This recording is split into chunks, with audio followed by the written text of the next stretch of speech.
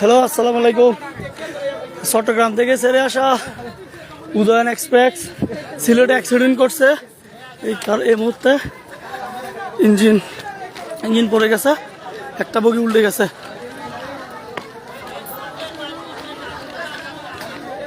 সবাই লাইভটা শেয়ার করে দেন, সবাই লাইভটা শেয়ার করে দেন।